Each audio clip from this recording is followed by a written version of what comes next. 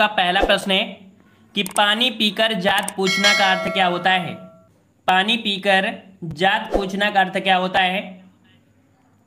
चलिए यहाँ पर सभी लोग आ चुके हैं लगभग।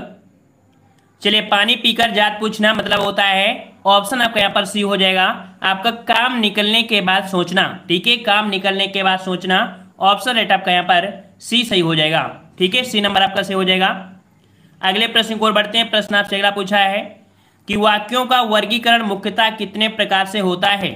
वाक्यों का वर्गीकरण मुख्यतः कितने प्रकार से होता है। तो यहाँ पर आपका जवाब सही क्या हो जाएगा।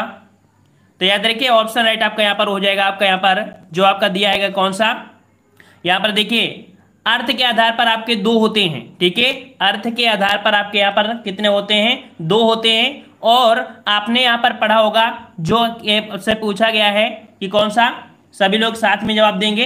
बिल्कुल सही है, डी नंबर।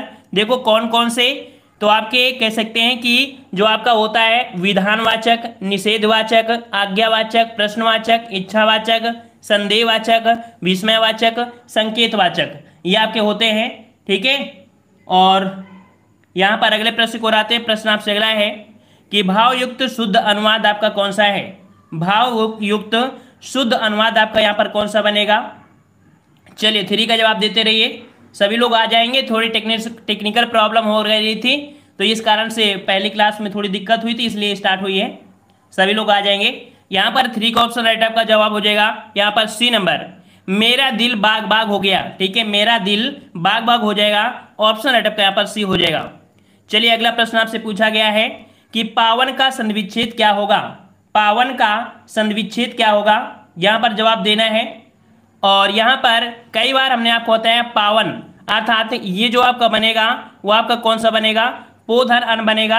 अर्थात यहाँ पर 4 का ऑप्शन कौन सा हो जाएगा, क्या हम लोग इसको क्या बोलेंगे, पौधनन के पावन।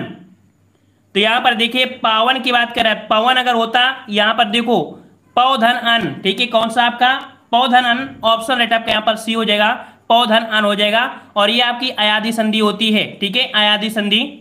अगला प्रश्न आपसे पूछा गया है, यहाँ पर कह रहा है शुद्ध शब्द चुनिए। 5 का जवाब देना है, कह रहा है आपसे शुद्ध शब्द चुनना है। और यहाँ पर आप देख सकते हैं शुद्ध आपका कौन दिया है, गंगा जल, बेबुनियाद, बड़ा सा। याद रखिएगा यहाँ पर 5 का ऑप्शन जो आपका सी है, बड़ा सा। ठीक है, बड़ा सा शब्द जो आपका है ये यहाँ पर कह सकते हैं आपका त्रुटि है।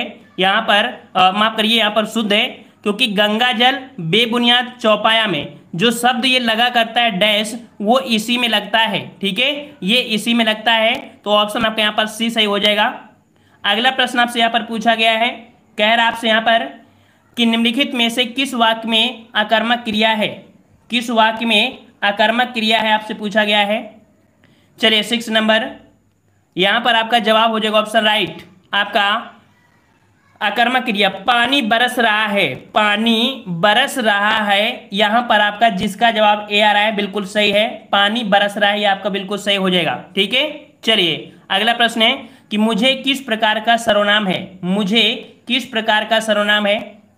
तो यहाँ पर जवाब आने शुरू हो गए हैं और जवाब सभी के आ रहे हैं। यहाँ पर ऑप्शन राइट आपका 7 का हो जाएगा ये नंबर। मुझे शब्द जो आपका है ये आपका उत्तम पुरुष है। क्या है आपका, ये उत्तम पुरुष है, याद रखिएगा। ठीक है, और इसके बाद नेक्स्ट प्रश्न को आते हैं। प्रश्न आपसे कह रहा है कि अर्थ के आधार पर शब्द के कितने भेद होते हैं। अर्थ के आधार पर शब्द के कितने भेद होते हैं, ऐसे क्वेश्चन आपको बहुत एग्जामों में डाउट करते हैं।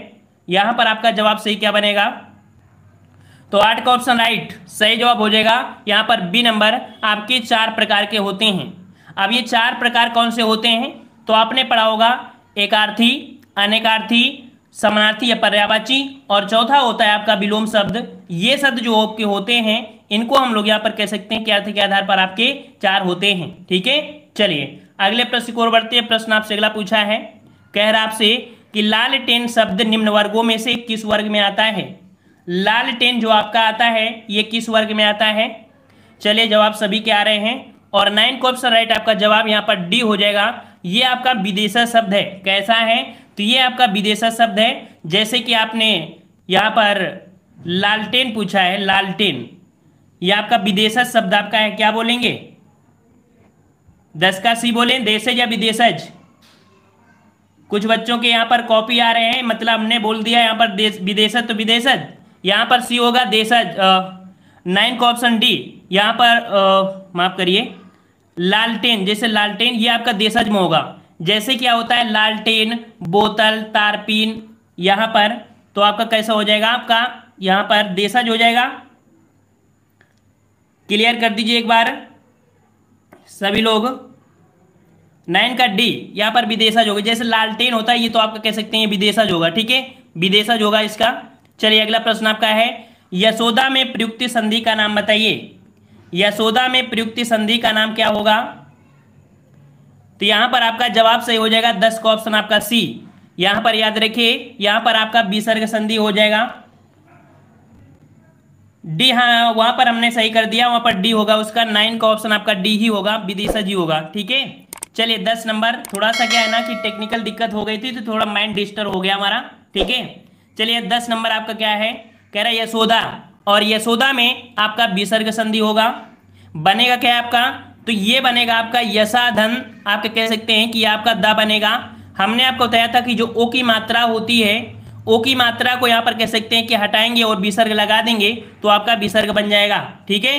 चलिए अगला प्रश्न आपका है कि कुर्सी पर मास्टर जी बैठे हैं, कुर्सी पर मास्टर जी बैठे हैं, इस वाक्य में कुर्सी शब्द किस कारक में है? चलिए यहाँ पर बिल्कुल फास्ट कराएंगे, अब थोड़ा सा फास्ट कराएंगे, रिलैक्स होने दीजिएगा हमें, थोड़ा सा टेक्निकल दिक्कत हो गई थी इस कारण से। तो यहाँ पर 11 का ऑप्शन क्या हो जाएगा, तो यहाँ पर ऑप्शन राइट आपका देखो, कुर्सी पर मास्टर जी बैठे हैं, तो यहाँ पर कुर्सी शब्द कह सकते हैं पर के साथ लगाएंगे तो अधिकरण कारक हो जाएगा, यहाँ पर डी हो जाएगा।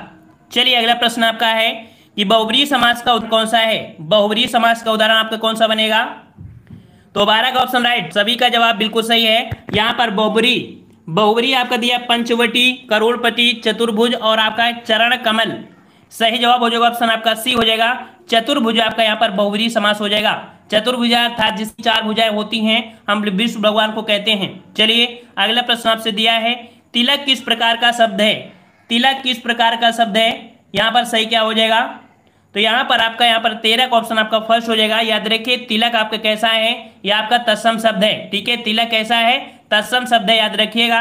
अगला प्रश्न आपका है, अंडे का शहजादा, अंडे का शहजादा किसे बोलते हैं? चलिए यहाँ पर 14 का जवाब क्या हो जाएगा, तो ऑप्शन राइट आपका यहाँ पर जवाब हो जाएगा आपका यहाँ पर डी नंबर, अनुभवहीन व्यक्ति। क्या हो जाएगा यहाँ पर 14 का ऑप्शन डी, अंडे का शहजादा अनुभवहीन व्यक्ति, मतलब जिसको अनुभव नहीं होता है, उसको जिस हिसाब से करो उस हिसाब से ढल जाता है, ठीक है। चलिए अगला प्रश्न है कि प्रत्युन्मति इस शब्द का अर्थ क्या होता है? कई बार हमने आपको बताया भी है। प्रत्युन्मति जो आपका अर्थ होता है यह आपका हो जाएगा ऑप्शन राइट आपका यहाँ पर डी, जो तत्काल सोचकर उत्तर दे उसे हम ये शब्द का प्रयोग करते हैं। ऑप्शन राइट आपका यहाँ पर डी हो जाएगा, बिल्कुल सही जवाब है। चलिए हड़ौती बोली है, हड़ौती बोली जो आपकी है कहाँ की है? तो हमने आपको पिछले वीडियो में बताया था हड़ौती बोली जो आपकी है वो आपकी कहाँ की है, यह आपकी पूर्वी राजस्थान की है। बिल्कुल सही जवाब है, 16 का ऑप्शन आपका बी हो जाएगा, ये पूर्वी राजस्थान की आपकी बोली है। इसमें से कह सकते हैं ढूंढाही या हड़ौती या इसे जयपुरी के नाम से जानते हैं। 3 नाम होते हैं, कौन कौन से? हड़ौती या तो ढूंढाही बोल देते हैं या इसे जयपुरी के नाम से जानते हैं। चलिए अगला प्रश्न आपका है कि प्रेमचंद के अधूरे उपन्यास का नाम बताना है। बहुत ही प्यारा प्रश्न है, कई बार हमने आपको बताया है। चलिए प्रेमचंद के अधूरे उपन्यास आपके कौन से हो जाएंगे? तो याद रखिए ऑप्शन राइट आपका बिल्कुल सही जवाब आ रहा है सभी का, सी हो जाएगा मंगलसूत्र, ठीक है। मंगलसूत्र प्रेमचंद का अधूरा उपन्यास है। इसके बाद भी देखे जाए तो कई इनके उपन्यास जैसे कि आपके प्रसिद्ध उपन्यास होते हैं, सेवा सदन, प्रेमचंद, रंगभूमि, या आपके कई होते हैं। चलिए अगला प्रश्न है, शुद्ध वाक्य चुनना है और चुनना क्या है? विराम चिन्ह के अकॉर्डिंग आपको देखना है, विराम चिन्ह के अकॉर्डिंग। यहां पर देखते हैं शुद्ध वाक्य आपका कौन सा है कि आप शायद लिखा है, शायद है और शायद के साथ आपका प्रश्नवाचक होता है। तो जिसका जवाब यहाँ पर डी आ रहा है बिल्कुल सही होगा, आप शायद पटना के रहने वाले हैं। यहां पर जवाब देखिए क्या मत लगाइए, यहां पर देखिए प्रश्नवाचक को सही करना है, ऑप्शन आपका डी हो जाएगा प्रश्नवाचक वाले में, ठीक है। चलिए अगला है, अघोष वर्ण कौन सा है? चलिए बहुत सही, जवाब सभी के आने शुरू हो गए हैं और यहाँ पर 19 का जवाब क्या हो जाएगा? तो अघोष वर्ण क्या होते हैं? जिन ध्वनियों के उच्चारण में स्वर जो तंत्रियां होती है ना वो कंपन, अगर बात करें कंपन अगर कम होता है या कंपन कह सकते हैं बिल्कुल गुणांक मात्र के, तो उन्हें कहते हैं। यहां पर आपका जो जवाब डी है ये आपका सही हो जाएगा स नंबर। ठीक है, स जो आपका है यहां पर आपका, यह आपका कह सकते हैं अघोष वर्ड हो जाएगा। मतलब हर वर्ग का पहला और दूसरा वर्ड जो होता है वो आपका अघोष कहलाता है। ठीक है, चलिए अगला प्रश्न आपसे पूछा है कि एक ही समय में वर्तमान शब्द के लिए क्या बोलते हैं। तो भी इसका जवाब हो जाएगा ऑप्शन राइट आपका यहाँ पर सी। इसे हम लोग समसामयिक बोलते हैं। क्या बोलते हैं? इसे समसामयिक बोलते हैं। बिल्कुल सही है। अगला प्रश्न है पार्थिव किसे बोलते हैं। पार्थिव किसे बोलते हैं?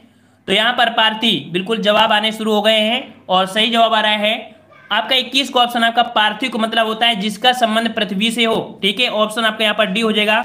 जिसका संबंध पृथ्वी से होता है उसे हम लोग पार्थिव कहते हैं। ऑप्शन आपका डी सही हो जाएगा। चलिए अगले प्रश्न को आते हैं। प्रश्न आपसे अगला पूछा है उद्धत का विलोम शब्द बताइए। उद्धत का विलोम क्या हो जाएगा यहाँ पर? और आपका जवाब यहाँ पर उद्धत का विलोम होता है विनीत। याद रखिएगा, ऑप्शन आपका बी हो जाएगा। उद्धत का विलोम विनीत होता है। जबकि बात करें उत्तम, ठीक है, उत्तम की बात करें तो उत्तम का अधम होता है। ठीक है, उत्तम अधम, और वहीं पर कोमल का कठोर होता है। ठीक है, कोमल का कठोर होता है। चलिए अगला है कि घर का पर्यायवाची। चलिए जवाब सभी क्या आ रहे हैं यहाँ पर? घर का पर्यायवाची क्या हो जाएगा? चलिए 23 का ऑप्शन राइट आपका। घर का पर्यायवाची आपका गे हो जाएगा, जिसका जवाब यहाँ पर आपका डी आ रहा है। बिल्कुल सही हो जाएगा, गे शब्द बनेगा, याद रखिएगा।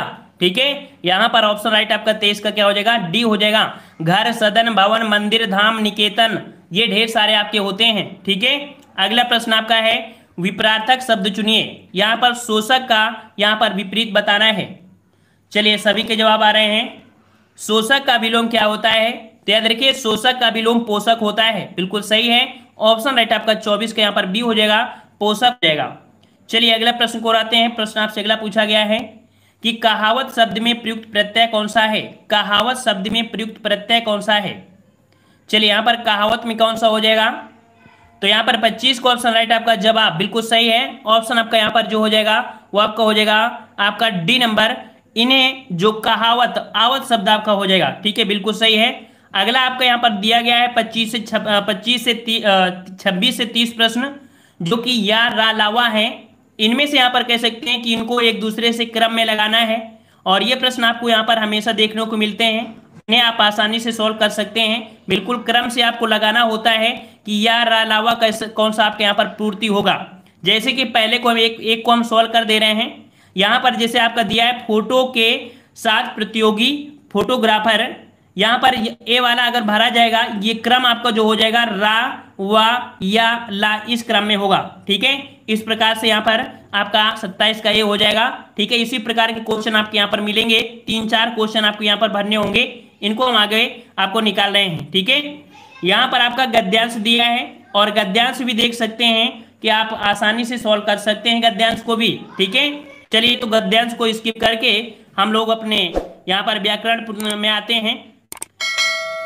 चलिए यहाँ पर आपका आ चुका है, कह रहा आपसे कि चिंता की रेखाएं क्यों बढ़ती हैं। ये कोई बात नहीं, आगे पॉइंट आपका दिया है यहाँ पर 36 से आपके 38 प्रश्न। कह रहा आपसे प्रत्येक प्रश्न वाक्य में एक अधोरेखांकी शब्द है, उसके नीचे लिखे गए शब्दों में से 3 अशुद्ध रूप हैं, चौथे शुद्ध रूप में लिखे गए शब्द का चयन करना है। यहाँ पर देख सकते हैं कवित्री। कवित्री जो आपका होता है हर एक एग्जाम में पूछा भी जाता है, और 36 का ऑप्शन राइट आपका जवाब यहाँ पर आपका डी हो जाएगा। यहाँ पर कवित्री जो सही लिखा जाता है आपका डी नंबर आपका सही हो जाएगा। ठीक है, डी नंबर। चलिए अगला प्रश्न आपका है कि प्रधानमंत्री के भाषण की श्रुतलिपि उसने उसी समय ले ली, अर्थात श्रुतलिपि जो लिखेंगे वो किस प्रकार से सही लिखेंगे। चलिए बिल्कुल सही है, 37 का ऑप्शन राइट आपका यहाँ पर बी हो जाएगा। श्रुतलिपि जो आपका हो जाएगा वो आपका बी सही हो जाएगा। ठीक है, बी नंबर इस प्रकार से लिखा जाता है। अगला प्रश्न आपका है ठग्गू सेठ तो बहुत ही दुष्चरित्र हैं। दुष्चरित्र की बात करें तो किस प्रकार से लिखा जाएगा। चलिए सभी के जवाब आ रहे हैं यहाँ पर, और यहाँ पर 38 का ऑप्शन राइट। दुष्चरित्र जो लिखा जाता है वो आपका ऑप्शन जो फर्स्ट दिख रहा है बिल्कुल सही हो जाएगा। ठीक है, फर्स्ट नंबर आपका बिल्कुल सही हो जाएगा। दुष्चरित्र इस प्रकार से होता है। अगले प्रश्न को बढ़ते हैं। प्रश्न आपसे अगला पूछा है कि प्रश्न संख्या 39 और 40 में यहाँ पर दिया लोकोक्ति मोहरों का अर्थ बताना है। कह रहा है आपसे मुंह की खाना। मुंह की खाना मतलब क्या होता है? मुंह खाना लोकोक्ति का अर्थ होता है हार जाना, बिल्कुल सही है। यहाँ पर ऑप्शन आपका यहाँ पर सी हो जाएगा, हार जाना हो जाता है। ठीक है, अगला प्रश्न आपका है डपोर शंख। डपोर शंख किसे बोलते हैं? और यहाँ पर जवाब आ रहे हैं, और डपोर शंख याद रखिएगा, डपोर शंख बोलते हैं ऑप्शन आपके यहाँ पर बी नंबर, बेसिर पैर की बातें करना। ठीक है, जिसकी बात समझ ही ना है क्या बात कह रहा है, उसे ही आपका हो जाएगा यहाँ पर डपोर शंख बोलते हैं। ठीक है, ये आपके हिंदी के प्रश्न हुए। यहाँ पर थोड़े से प्रश्न आप जीके के हैं तो उनको भी यहाँ पर सॉल्व कर सकते हैं। और कह सकते हैं अगली क्लासें जो आपकी होंगी, कह सकते हैं कल से, तो हम आपको एक एक हिंदी के टॉपिक भी कंप्लीट करा देंगे, जिससे आपकी पूरे हिंदी के टॉपिक का रिवीजन हो जाएगा। ठीक है, चलिए यहाँ पर आपका 41 नंबर दिया गया है कि अशोक किस राजवंश के राजा थे? अशोक किस राजवंश के राजा थे? यहाँ पर जवाब सही क्या हो जाएगा? तो याद रखिए ऑप्शन राइट आपका यहाँ पर हो जाएगा सी नंबर, मौर्य साम्राज्य के। ठीक है, कहाँ के थे? मौर्य साम्राज्य के विश्व प्रसिद्ध एवं कह सकते शक्तिशाली राजाओं में इनकी गिनती हुआ करती थी। ठीक है, चलिए अगला प्रश्न आपका पूछा है कि जामा मस्जिद का निर्माण किसने किया था? जामा मस्जिद का निर्माण किसने किया था? यहाँ पर 42 का जवाब, और जवाब यहाँ पर आने शुरू हो गए हैं। बिल्कुल सही है, ऑप्शन राइट आपका यहाँ पर जामा मस्जिद का निर्माण जो आपके सम्राट कौन थे? शाहजहां। ठीक है, शाहजहां ने किया था, ऑप्शन आपका यहाँ पर बी सही हो जाएगा। ठीक है, पुरानी दिल्ली में आपका स्थित है। और अगले प्रश्न की ओर बढ़ते हैं। प्रश्न आपसे अगला पूछा गया है कि मराठा साम्राज्य का दूसरा संस्थापक किसे माना जाता है? मराठा साम्राज्य का दूसरा संस्थापक किसे माना जाता है? चलिए यहाँ पर 43 का ऑप्शन राइट आपका क्या बनेगा?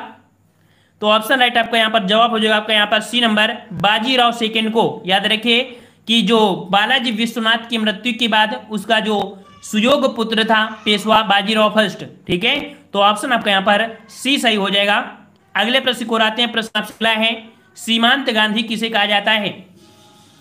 चलिए जवाब आ रहे हैं, सभी के जवाब आ रहे हैं, बहुत अच्छे। यहाँ पर सीमांत गांधी किसे बोलते थे? तो ऑप्शन राइट आपका यहाँ पर हो जाएगा सी नंबर, आपके खान अब्दुल गफ्फार खां को। ठीक है, खान अब्दुल गफ्फार खां को सीमांत गांधी कहा जाता था। ठीक है, और कह सकते हैं कि जो नमक सत्याग्रह था ना, उसके दौरान देखा जाए तो पश्चिमी प्रांत में सत्याग्रह का नेतृत्व यहाँ पर जो कह सकते हैं कि खान अब्दुल गफ्फार खां ने ही किया था। ठीक है, चलिए अगला प्रश्न आपसे पूछा गया है कि वुड डिस्पैच, वुड का डिस्पैच किसके बारे में था? वुड का डिस्पैच जो था वो किसके बारे में था? 45 नंबर बताना है। और 45 का ऑप्शन राइट आपका जवाब सही क्या हो जाएगा? यहाँ पर ऑप्शन आपका सी हो जाएगा, ये आपकी शिक्षा से संबंधित है। ये आपके कह सकते हैं कि 1854 ईस्वी में आया था। 1854 में शिक्षा से संबंधित आपका था वुड डिस्पैच घोषणा पत्र। ठीक है, और इसे कह सकते हैं भारतीय शिक्षा का मैग्ना कार्टा भी कहा जाता है। भारतीय शिक्षा का मैग्ना कार्टा किसे कहते हैं? तो वुड का डिस्पैच को कहते हैं। चलिए अगला प्रश्न आपका है कि भारतीय संविधान में स्वतंत्रता, समानता और बंधुत्व के सिद्धांत जो लिए गए हैं, ये शब्द कहाँ से लिए गए हैं? जो आपके स्वतंत्रता, समानता, बंधुत्व शब्द जो आपके हैं भारतीय संविधान में, ये आपके कहाँ से लिए गए हैं? चलिए यहाँ पर ऑप्शन राइट आपका 46 का फर्स्ट हो जाएगा, ये आपके फ्रांस से लिए गए हैं। जिसके जवाब फर्स्ट आ रहा है बिल्कुल सही होगा, ये आपके फ्रांस के संविधान से लिए गए हैं, याद रखिएगा। ठीक है, और अगले प्रश्न को बढ़ते हैं। प्रश्न आपसे अगला पूछा है कि निम्नलिखित में से कौन से विषय संघ सूची के भाग हैं? संघ सूची के जो आपके भाग हैं यहाँ पर आपके कौन से हो जाएंगे? तो याद रखिए संघ के विषय में जो आपकी कह सकते हैं कि जो आपकी बना सकते हैं वो आपके ऑप्शन आपके यहाँ पर हो जाएगा ये नंबर, बैंकिंग। बैंकिंग जो आपका है ये संघ सूची के अंतर्गत आता है, याद रखिएगा। ठीक है, और अगले प्रश्न को बढ़ते हैं। प्रश्न आपसे अगला पूछा गया है, कह रहा आपसे निम्नलिखित में से किस राज्य ने सर्वप्रथम पंचायत राज अपनाया था? पंचायती राज की बात किया है, और पंचायती राज बिल्कुल सही है, जवाब आने शुरू हो गए हैं।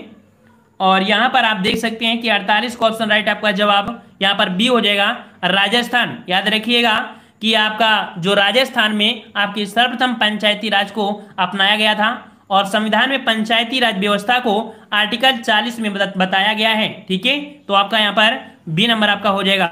अगला प्रश्न है कि राज्यसभा का सदस्य होने के लिए किसी भी व्यक्ति की उम्र कम से कम होनी चाहिए। चलिए 49 का जवाब देना है, और 49 का जवाब यहाँ पर सही क्या हो जाएगा? सही जवाब हो जाएगा ऑप्शन राइट आपका बी नंबर, आपके राज्यसभा की जो आपकी जो बनने के लिए उम्र होना चाहिए वो आपकी 30 वर्ष होनी चाहिए। अगर 30 वर्ष है तो आप राज्यसभा के सदस्य आप बन सकते हैं। ठीक है, बी नंबर आपका सही हो जाएगा। अगला प्रश्न आपसे पूछा गया है कि कल्याणकारी राज्य संबंधी विचार किस में दिए गए हैं। हमने आपको आर्टिकल बताया था, और कल्याणकारी शब्द का मतलब समाजवाद होता है। जो आपका हाई लेवल के लोग होते हैं, लो लेवल के लोग होते हैं, उनके बीच के डिफरेंस को खत्म करना एक समाजवादी या लोक कल्याणकारी की बात करता है। यहां पर 50 का ऑप्शन राइट, आपका जवाब बिल्कुल सही है। ऑप्शन आपका जो बी हो जाएगा कि राज्य के नीति निर्देशक सिद्धांत। ठीक है, राज्य के नीति निर्देशक सिद्धांत के अंतर्गत आपके कल्याणकारी राज्य की बात कही गई है। ठीक है, चलिए अगला प्रश्न आपसे पूछा गया है, कर आपसे मानव विकास सूचकांक कौन तैयार करता है। मानव विकास सूचकांक कौन तैयार करता है।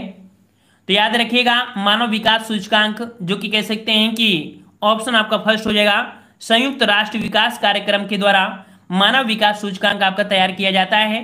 ठीक है, चलिए अगला प्रश्न आपसे पूछा गया है कि अनुपात के अनुसार बैंकों को अपनी जमा राशि का एक अंश रिजर्व बैंक के पास यहां पर रखना होता है।